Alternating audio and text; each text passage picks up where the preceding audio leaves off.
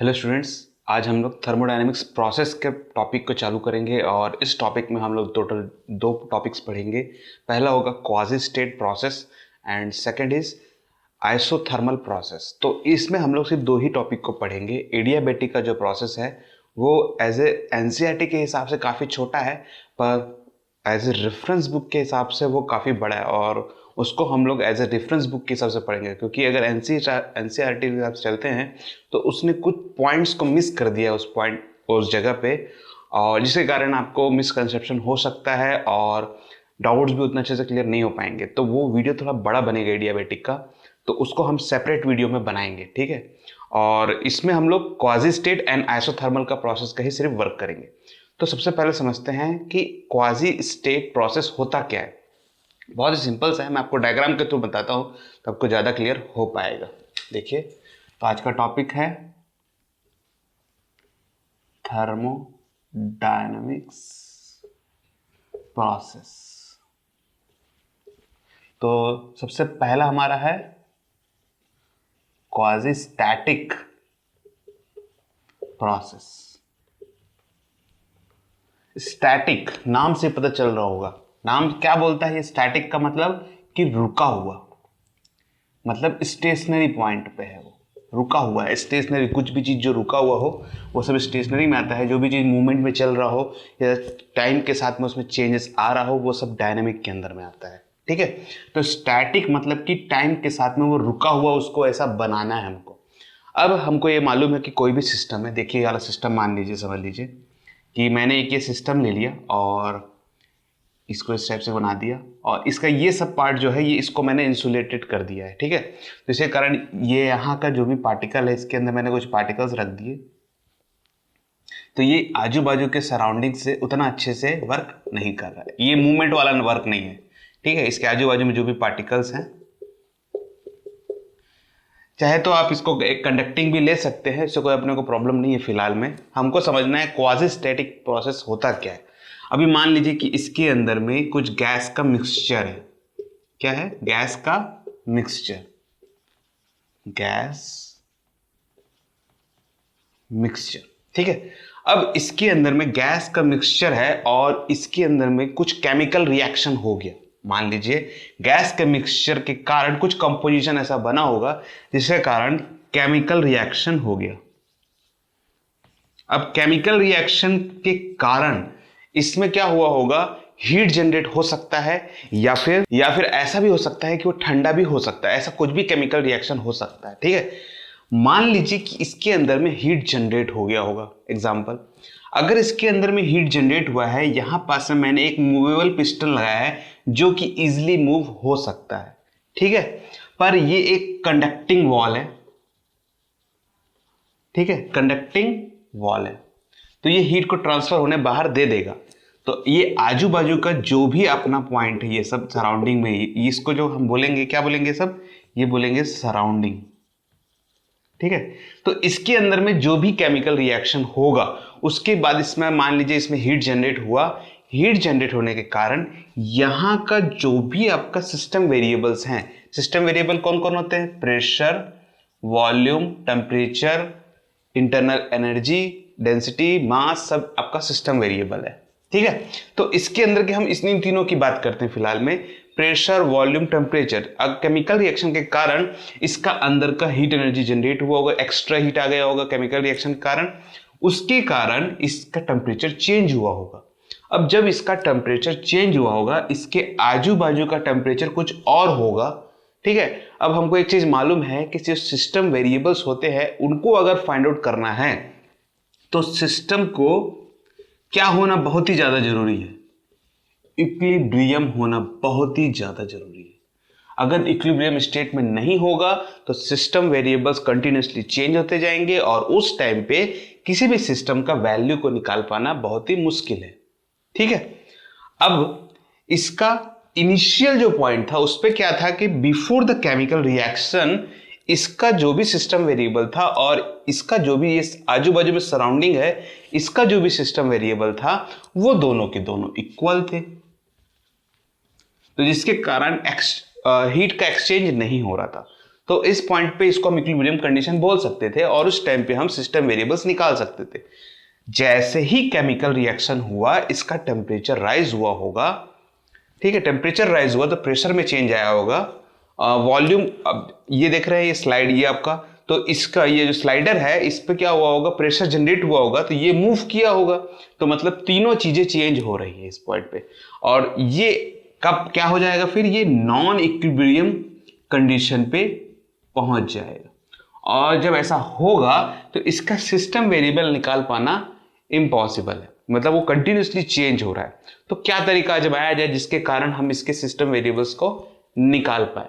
तो उस टाइम पे साइंटिस्ट लोग ने बोला कि इसको क्वाजी स्टेट में डाल दिया जाए, क्वाजी स्टैटिक स्टेट में डाल दिया जाए।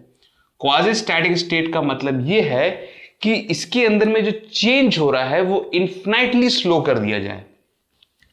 चेंज को क्या कर दिया जाए, इन्फिनाइटली स्लो कर दिया जाए।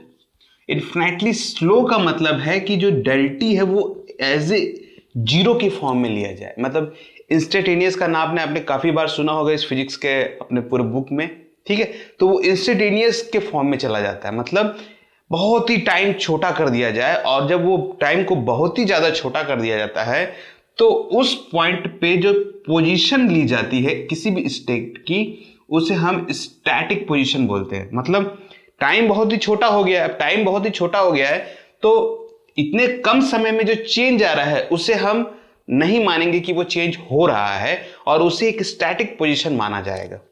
जब इसको स्टैटिक पोजीशन माना जाएगा और इसी स्टैटिक पोजीशन को बोलते हैं क्वाजी स्टैटिक प्रोसेस, मतलब इन्फिनाइटली स्लो करने के कारण।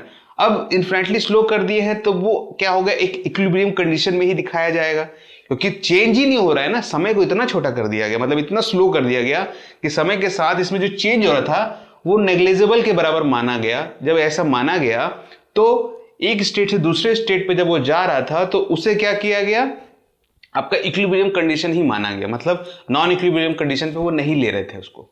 तो स्टार्टिंग में इसका प्रेशर P1 और V1 था, इनिशियल पॉइंट मान लीजिए इसका, इनिशियल प्रोसेस में इसका था P1 और V1 टेम्परेचर।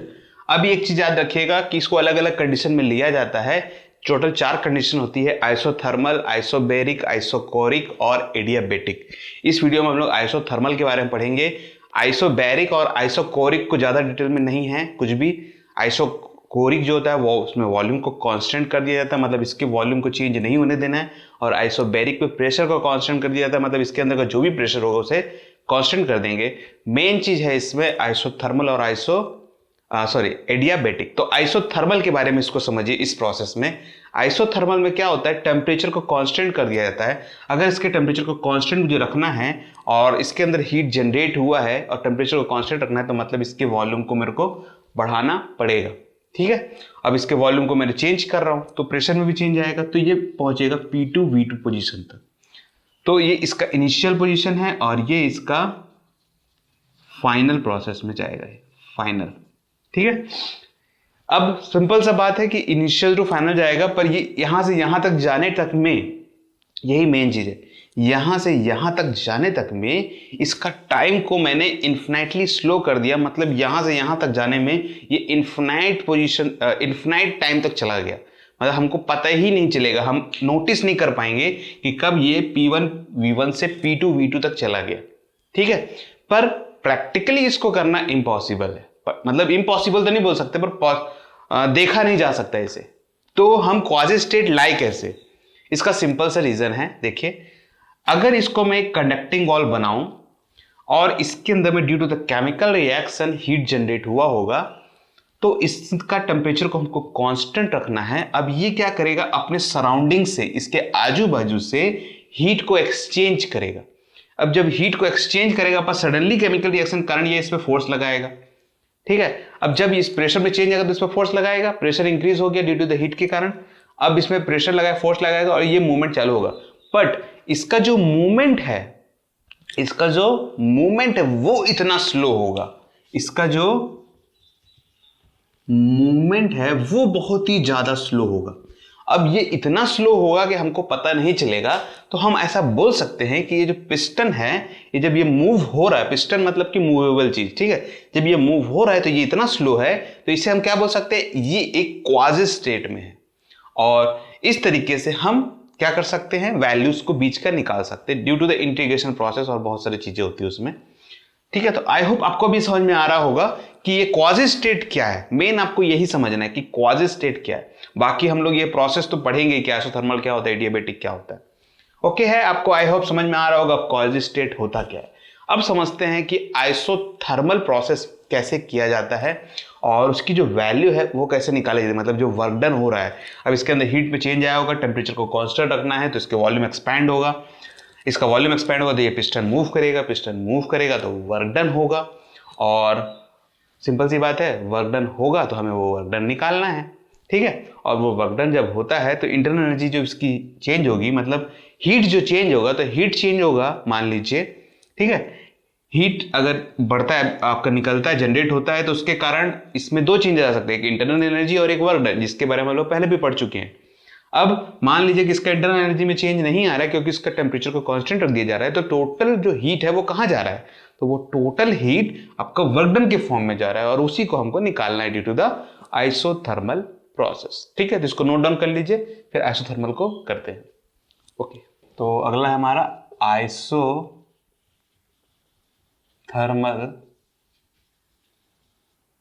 प्रोसेस। ठीक है, तो आइसोथर्मल को कैसे किया है उसके पहले हम डायग्राम बना लेते हैं छोटा सा। सबसे पहले बहुत ही सिंपल सा डायग्राम है हमारा।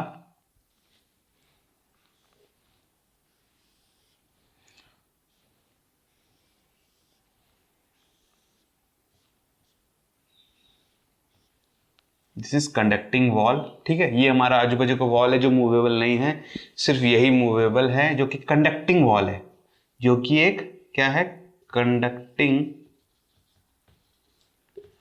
वॉल होगा। अब इसके अंदर में कुछ गैस का मिक्सचर है, आजू बाजू में तो सराउंडिंग में जो है ही मिक्सचर वो तो है ही, पर इसके अंदर में भी कुछ गैस का मिक्सचर है। ठीक है, वो गैस का मिक्सचर कुछ भी हो सकता है। समझ लीजिए कि अब जो गाड़ी का इंजन होता है हमारा, वो भी गैस का मिक्सचर के कारण ही कंप्रेशन जो बनता होगा और ये पिस्टन मूव करता होगा। समझ लीजिए पेट्रोल का और एयर का कंपोजिशन हो सकता है ये, और इसमें जैसे ही कुछ स्पार्क आया होगा ये तुरंत ब्लास्ट हो गया होगा, इसका तुरंत प्रेशर और वॉल्यूम चेंज हो गया होगा। ऐसा कुछ भी आप ले सकते हैं इस तरीके से। अब इसमें केमिकल मिक्सचर के कारण इसमें कुछ ऐसा कंपोजिशन बना होगा। ठीक है, केमिकल मिक्सचर, इसमें कुछ केमिकल रिएक्शन हुआ, केमिकल रिएक्शन कुछ ना कुछ हुआ होगा, जिसके कारण इसका प्रेशर और वॉल्यूम चेंज हुआ होगा। अब हम आइसोथर्मल पढ़ रहे हैं, इसमें याद रखिएगा कि जो टेम्परेचर है, टेम्परेचर इज फिक्स, टेम्परेचर को चेंज होने नहीं देना है। अब देखिए सडनली इसका हीट में एक हीट जनरेट होगा, हीट जनरेट होगा तो टेम्परेचर में सडनली चेंज आएगा, सडनली चेंज आएगा टेम्परेचर में, तो होगा क्या, हमको क्या करना है, इसका टेम्परेचर को फिक्स रखना है। तो हम क्या करेंगे, इसके वॉल्यूम को एक्सपैंड कर देंगे और इसे थोड़ी ज़्यादा जगह दे देंगे। थोड़ी ज़्यादा जगह देंगे तो टेम्परेचर क्या होगा, सडनली डाउन हो जाएगा, मतलब जहाँ है वैसे ही रहेगा। तो टेम्परेचर को फिक्स रखना है हमको, तो हमको क्या करना पड़ेगा, वॉल्यूम को आपका बढ़ाना पड़ेगा। जो प्रेशर है, प्रेशर को भी क्या करना पड़ेगा, बढ़ाना पड़ेगा, कम करना पड़ेगा, प्रेशर को कम करना पड़ेगा। Sorry, pressure is direct inversely proportional to the volume होता है, इस चीज को आपको याद रखना है। अभी हम लोग फॉर्मूला इसको देख लेंगे। तो वॉल्यूम एक्सपैंड होगा, प्रेशर इंक्रीज हो गया था तो उसे फिर से कम करना पड़ेगा हमको। ठीक है, तो ये क्या होगा, मूव करेगा, किस साइड मूव करेगा, ये मूव करेगा इस पोजीशन पे। तो यहां से ये जो यहां तक मूव कर रहा है इसे आप dx मान लीजिएगा। ओके है, ठीक। टेम्परेचर को कांस्टेंट रखने के लिए, टेम्परेचर को फिक्स रखने के लिए ये इधर मूव करेगा, इसका इंटरनल एनर्जी, सॉरी जिसका हीट जनरेट हो रहा है, हीट एनर्जी जो जनरेट हो रही है, उस हीट के कारण इसकी एनर्जी डिस्ट्रीब्यूट होगी इंटरनल प्लस वर्क डन में। ठीक है, अब जब इंटरनल एनर्जी आपका टेम्परेचर को फिक्स रखा जा रहा है तो इंटरनल एनर्जी उतनी की उतनी रहने वाली है, इसके कोई भी फर्क नहीं पड़ने वाला है इस पे। तो जो टोटल हीट जनरेट हुआ वो कहां जाएगा, टोटल हीट जनरेट होगा वो वर्क डन में चला जाएगा। ओके है, तो हमें क्या निकालना है, वर्क डन निकालना है। ठीक, अब देखिए लेट टेक, क्या ले लेंगे इसमें हम लोग, आइडियल गैस इक्वेशन ले लेंगे, आइडियल गैस इक्वेशन। तो आइडियल गैस इक्वेशन क्या है, PV equal to mu R T, जिसमें से ये दोनों तो कांस्टेंट है ही, टेम्परेचर को फिक्स्ड कर दिया गया तो ये भी कांस्टेंट हो गया, तो हमें मिला P V equal to constant. ये वैल्यू आपका आइसोथर्मल के लिए यूज किया जाता है। ठीक है, अभी मैं आपको बताया था कि आपका जो प्रेशर और वॉल्यूम है जो वो इन्वर्सली प्रोपोर्शनल है। इसका मतलब ये है कि P इक्वल टू, मान लीजिए कि P लेना चाहता हूं मैं, मान लीजिए तो P इक्वल टू कांस्टेंट को आप अगर 1 मानते हैं तो 1/V। ठीक है, 1 वैसे नहीं होता, जो भी आपके रियल गैस कांस्टेंट, म्यू, मोल और टेम्परेचर जो भी फिक्स रखना चाहते हैं उसके हिसाब से वैल्यू आएगा। बट हमको चेक क्या करना है, प्रेशर और वॉल्यूम ये एक दूसरे के इन्वर्सली प्रोपोर्शनल होता है। ठीक है, इस चीज का आपको ध्यान देना है। ठीक है, इसकी जरूरत फिलहाल में हमको है नहीं। ठीक है, पीवी इक्वल टू कांस्टेंट। ठीक है, ठीक है, तो कांस्टेंट मतलब कि म्यू आर टी। अब देखिए इसको हम यहां से ले भी लेते हैं, P इक्वल टू कांस्टेंट को ले लीजिए mu R T upon V। इस इक्वेशन का हमको यूज करना है। ओके है, ठीक। अब देखिए हमको वर्क डन निकालना है, तो वर्क डन क्या होगा हमारा, डेल डब्ल्यू होगा। यहां से यहां गया है तो कुछ वर्क डन हुआ होगा। वर्क डन होने के कारण इस पे कुछ फोर्स लगा होगा और बॉडी डिस्प्लेस हुई होगी। Due to the pressure increasing के कारण इस पे कुछ फोर्स लगा होगा, इसके कारण ये मूव किया होगा। फोर्स लग गया। अब फोर्स को हमको प्रेशर में कन्वर्ट करना पड़ेगा, क्योंकि फोर्स से लेना देना नहीं हमको। तो फोर्स होता क्या है, फोर्स होता है प्रेशर डॉट एरिया। प्रेशर का फॉर्मूला यही है ना, फोर्स अपॉन एरिया। तो फोर्स क्या होगा, प्रेशर डॉट एरिया। तो इसको कर लीजिएगा pressure dot area dot dx. अब देखिए यहां आता है वॉल्यूम, तो वॉल्यूम क्या होता है, area dot dx. Area dot displacement ले सकते हैं, एरिया डॉट लेंथ ले सकते हैं, ये वॉल्यूम होता है। अब थोड़ा सा स्मॉल डिस्प्लेसमेंट हुआ है तो वॉल्यूम को भी वैसे ही लेंगे, तो हम इसको लेंगे डीवी और ये आएगा डेल डब्ल्यू। ठीक है, आपका वर्क डन। अब हमको यहां से यहां तक जाने में, ये वर्क डन है जो चेंज हो रहा है आपका क्वाजी स्टेट में, इसको चेक करते जाएंगे। ठीक है, पर हमको पूरा चाहिए अगर, तो हम क्या करेंगे, इंटीग्रेट कर देंगे। इंटीग्रेट क्या करता है, एक छोटे से छोटे समय को भी वो पॉसिबल करता है प्लस करने में। ठीक है, तो बहुत लोग ये बात सोचते भी हैं कि सर ये सम ही करता है, तो इंटीग्रेट और समेशन में क्या डिफरेंस है, बहुत लोग ये सोचते हैं। तो इंटीग्रेशन आपका छोटे से छोटे टाइम को भी कैलकुलेट कर पाता है और समेशन आपको इतना पॉसिबल नहीं देता है, इतनी चीजें नहीं देता। मतलब समझ लीजिए कि ये इन्फिनाइट टाइम्स, अगर समझ लीजिए 10,000 सेकेंड या ऐसा कुछ लग रहा होगा यहां से यहां तक चेंज होने में, तो एक एक करके आप सम नहीं कर सकते ना, तो उसे इंटीग्रेट किया जाता है। तो देखिए इसको इंटीग्रेट करिए और इसको भी इंटीग्रेट करिए। डेल डब्ल्यू को इंटीग्रेट करने से ये डब्ल्यू बन जाएगा, मतलब हमारा टोटल वर्क डन बन जाएगा। ये टोटल वर्क डन है। ठीक है, और पी है, पी को क्या ले सकते हैं हम लोग, यहां से mu R T upon V. तो इसको ले लीजिएगा mu R T upon V dot D V. अब वॉल्यूम जो है वो कहां से कहां तक चेंज हुआ, इनिशियल इसका वॉल्यूम था V1 और फाइनल जो गया होगा वो होगा V2 के, तो इसको लेंगे V1 से V2। ओके है, ठीक। कांस्टेंट टर्म को आप बाहर निकाल लीजिए, तो ये आएगा mu R T integration of V1 V2 limit हो गया हमारा, और ये होगा 1/V डॉट डी। ठीक है, अब देखिए कुछ बायो वाले जो होते हैं इनका मैथ्स कमजोर होता है, तो कोई दिक्कत वाली बात नहीं है। 2-4 इंटीग्रेशन 2-4 डिफरेंशिएशन याद कर लीजिए, अगर नहीं बनता है तो कोई दिक्कत नहीं है, पूरा मैथ्स पढ़ने की जरूरत नहीं है। 1/V होता है आपका log E। इंटीग्रेशन 1/V का जो होता है वो होता है log E ऑफ x। अगर ये 1/x है तो log E ऑफ x हो जाता है, जिसे हम ln के फॉर्म में भी बोलते हैं। तो चाहे आप log EX भी लिखिए या फिर ln लिखिए, दोनों में कोई फर्क नहीं है। ठीक है, तो कंफ्यूज मत होइएगा, बहुत लोग ln लिख देते हैं, बहुत लोग log EX लिख देते हैं। ठीक है, अब देखिए 1/V आपका आया log EX, तो W इक्वल टू आएगा यहाँ पास में म्यू आर टी, और इसका आएगा log of E of V, और ये आएगा V2 और ये आएगा V1। फिर देखिए W equal to mu R T, और इसको पुट करेंगे हम, तो देखिए इसकी वैल्यू पहले वाली यहां और फिर माइनस और फिर ये वाली यहां, तो log E of V of 2 और log E of V of 1। ठीक है, जब ये माइनस के फॉर्म में होता है, अगर इसे सिंगल फॉर्म में लेके आना है तो इसको हम ऐसे भी लिखते हैं, log E V2 upon V1। Okay है, बहुत ही सिंपल से निकल गया, और ये हमारा आया टोटल वर्क डन। ओके है, ठीक। अभी कुछ चीजें हैं इसमें, इसको समझ लीजिए। मान लीजिए कि इसका वॉल्यूम जो है V1 जो है वो छोटा है एज कंपेयर टू V2 के मुकाबले, तो V2 जो है वो बड़ा है एज कंपेयर टू V1 के मुकाबले। ये एक्सपैंड हुआ होगा, हीट जनरेट हुआ होगा, ठीक है। तो हुआ क्या होगा, इसके कारण ये इधर मूव किया। तो अगर ये इधर मूव किया है तो हम एक कुछ कंडीशन ले लेते हैं, ये इसका इनिशियल पॉइंट है। अगर राइट गया तो पॉजिटिव ले लीजिए, अंदर आया तो नेगेटिव ले लीजिए मान लीजिए।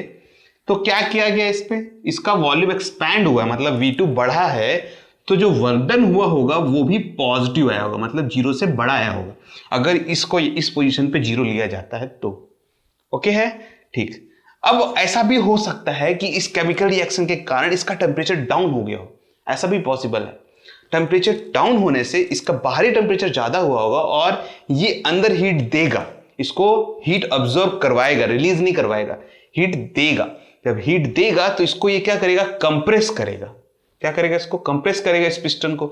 जब कंप्रेस करेगा तो इनिशियल वॉल्यूम V1 था, तो V1 जो है वो बड़ा हो गया एज कंपेयर टू V2 के मुकाबले, तो वर्क डन जो हो गया वो उल्टा हो गया। उल्टा होने के कारण जो वर्क डन है वो नेगेटिव में हो जाएगा। ये दो कंडीशन को आपको याद रखना है। जब ये एक्सपैंड होगा तब हीट रिलीज होगा, जब ये आपका कंप्रेस्ड होगा तो हीट अब्सॉर्ब होगा। इस चीज का ध्यान देना है। इंटरनल एनर्जी टेम्परेचर को हमको मेंटेन रखना है, ये भी याद रखिएगा आइसोथर्मल प्रोसेस में। बहुत लोग इसको आपका चेंज करके भी लिखते हैं, देखिए वर्क को mu R T log E of V2 upon V1। देखिए मैंने आपको बताया था कि P और V दोनों इनवर्सली प्रोपोर्शनल होता है, तो ये V2 है तो इसके जगह में P1 हो जाएगा और V1 जो है वो P2 हो जाएगा, इनवर्सली प्रोपोर्शनल। ठीक है, इसको इस तरीके से भी आप समझ सकते हैं कि P1 V1 equal to P2 V2। तो प्रेशर और वॉल्यूम को हमको क्या करना है, टेम्परेचर को कांस्टेंट बनाने के लिए बाद में उसको फिर चेंज करना पड़ेगा। तो ये आएगा P1 upon P2 equal to V2 upon V1। देखिए तो V2 अपॉन V1 को क्या लिख सकते हैं, P1 अपॉन P2। इस तरीके से भी इसको लिखा जाता है। ओके है, ठीक, क्योंकि जो इसकी वैल्यूज आएंगी वो कांस्टेंट आती है, म्यू आर टी, तो म्यू और आर तो कांस्टेंट है ही, टेम्परेचर को कांस्टेंट रखना है, तो इसलिए ये दोनों एक दूसरे के इक्वल हो जाता है।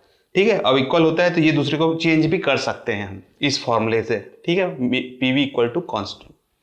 ओके, तो आई होप अब ये आपको आइसोथर्मल का प्रोसेस एकदम क्लियर हो गया होगा। डेरिवेशन में कुछ भी नहीं था, बहुत ही सिंपल सा डेरिवेशन था। फिर भी कोई डाउट अगर आए आपके मन में तो कमेंट सेक्शन में आप जरूर पूछिएगा। ठीक है, और अगर ये वीडियो आपको पसंद आया तो इसे लाइक और शेयर जरूर कर दीजिएगा। और अभी तक हमारे चैनल से आप नहीं जुड़े हैं तो सब्सक्राइब करना बिल्कुल भी ना भूलें।